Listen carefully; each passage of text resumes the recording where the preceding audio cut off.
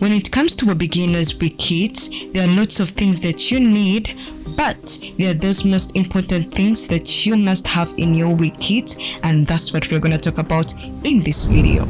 So starting with hot tools, the first hot tool that you definitely need and must have in your wig kit is a hot comb. You need a hot comb when you're straightening the roots of your wig or hair. You need a hot comb when you're styling your wig. You need a hot comb when you're plucking your wig. You also need a hot comb when you're done with the whole install and you want to see if everything is in place. I got mine from a local store, but you can get yours from anywhere else. Just make sure that it gets hot. Okay, next is a blow dryer. You need a blow dryer for drying down your glue after evenly spreading it out during the wig install process. You need a blow dryer after washing your wig and you want to install your wig as quick as possible.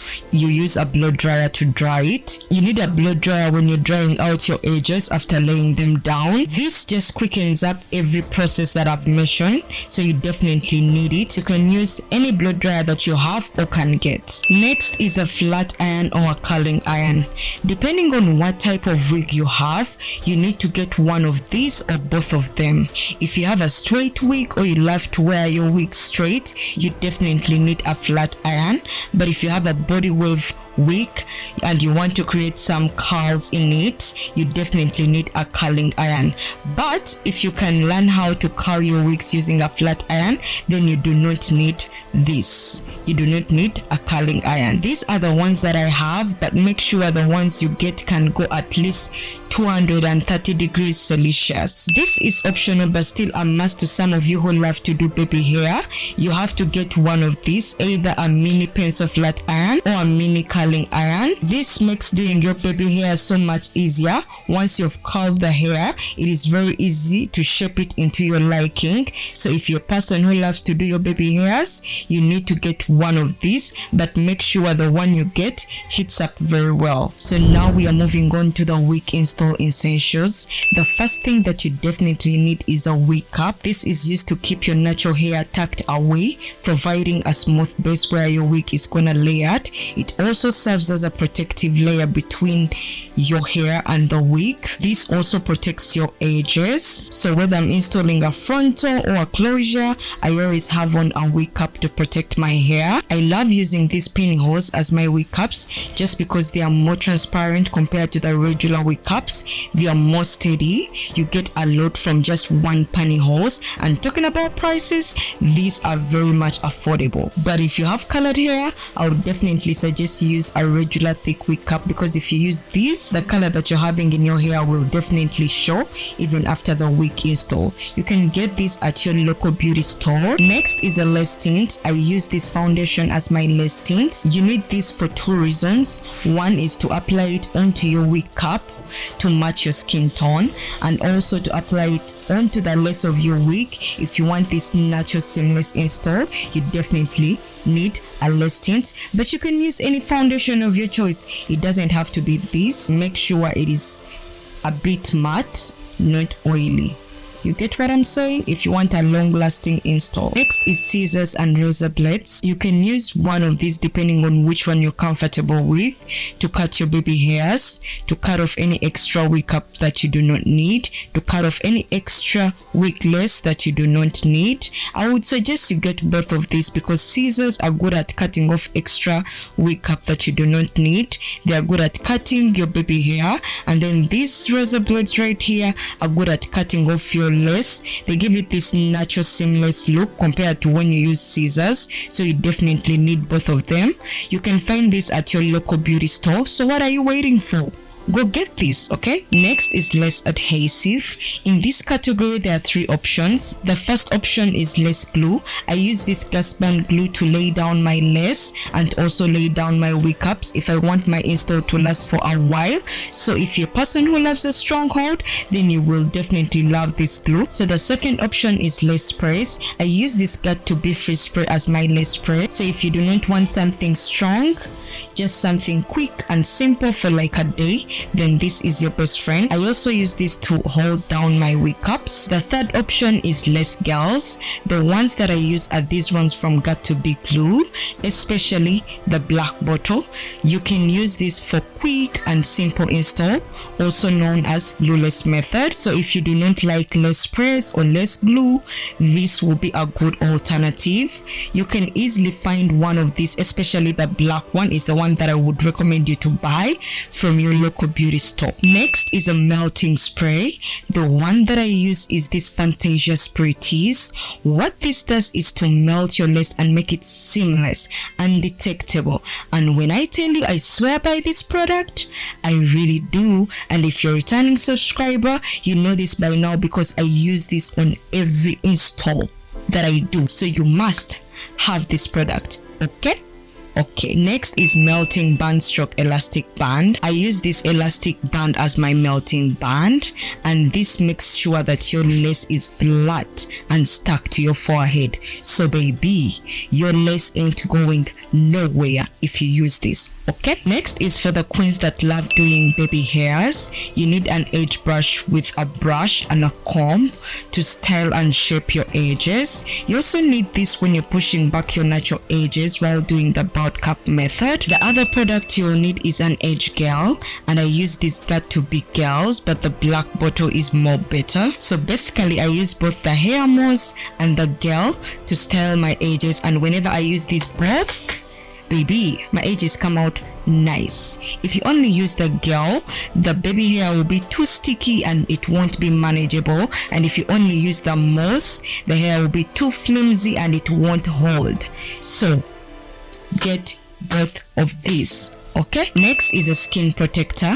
You need to protect your skin from less glues, especially those ones with sensitive skin. Me personally, I use this aloe vera gel as my skin protector. That is because I do not have much of a sensitive skin, but if you have one, I would suggest you buy one designed for less glues, okay? Okay, so now let's go to styling products. First, you need a wig stand with a wig head and some T-pins. T-pins are these pins you're seeing right here. I'm looking in the viewfinder to see what I'm showing you.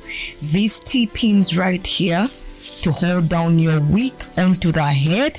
You need this hand and you need this wig stand. This is where you're going to style your wigs from, such as curling them, flat ironing them, plucking them, or doing any other style you want to do on them. Especially if you're a beginner, this will come in handy. Next, you need a hair wax. The one that I use is from a brand called Visual Source, but you can get any from your local beauty store. This ensures that you get a sleek, polished look on your wig. It helps in laying down any flyaways that may be on top of your wig, because wigs nowadays come with flyaways and you need this to put them into place. This just puts everything together and it makes sure that the wig goes in the direction you want it to go.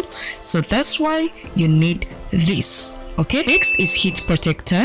It can come in a serum form or a spray form. I have this serum heat protector from Oris, and I also have this heat protector spray from Fantasia. You can get any of these, or you can get any of your choice, because you do not want to damage your wigs when you're flat ironing them, curling them, hot combing them, or even blow drying them. You definitely must put a heat protector before you apply any heat to your wigs if you want them to last for good years. If you want your hair to have this nice shine and look healthy, then you definitely need an oil sheen or a hair glossing polisher. I have this oil sheen from Oris, and I'm pretty sure most of you have seen this or have even ever used this. And I also have this glossing serum from Oris. I would highly recommend this because a little drop goes a long way. What this does is to nourish your hair and prevent it from dryness as well as hair breakage. So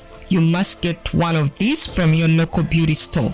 Next is a holding spray. The one that I'm currently using is this one, and to be honest with you guys, I don't even know this brand, but all I know it's a China brand. I use this to hold my curls after curling my wigs. I also use this to keep a style in place, to hold my style in place. The other alternatives will be Spirities or Got to Be Free Spray, but I want you to know that if you use a lot of those two, your hair will be crunchy, so be mindful if you're using one of those two. This can also keep your install flat without no flyaways throughout the whole day if you spray it on top. So go get yourself some holding spray as long as it doesn't make your hair crunchy. Okay, so if you have a curly wig and you always want your curls to be pronounced, defined, poppin', then you need a curling cream or a hair mousse designed for curls. Currently I'm using this curling cream from Dax, but you can use any brand of your choice, and you can decide on either buying a hair mousse designed for curls or a curling mousse. This just gives you those luscious, captivating curls, and if you have a curly wig, you definitely need this. Next is a rat tail comb, a pedal brush, and a white tooth comb. Starting with the rat tail comb, you need this when you're flat ironing. You need this when you're patting your wig into the middle part, side part, or any style you're doing. You need this to apply glue onto the small areas of your lace that may not have got glue. And I also use this to press down my lace onto the glue on my forehead to make sure that my lace is stuck onto my forehead. Next is a pedal brush. This can be used for detangling or combing out your straight wigs or curly wigs, and you can also use it when you're washing your wigs and you want to comb them out. This pedal brush with a gap here will be good for you. Next is a white tooth comb. I love to use this when combing out the curls after me curling my body wave units. I also use this for detangling, so before I use a pedal brush, I love to first go ahead and use this white tooth comb, then I can go ahead and use the pedal brush. You can easily find this at your local beauty store, so go get yourself some. Okay, if this video was helpful, go ahead and give it a like, subscribe, share with your friends. Let me know what you think in the comment section, and see you in the next video. Bye, lovebirds.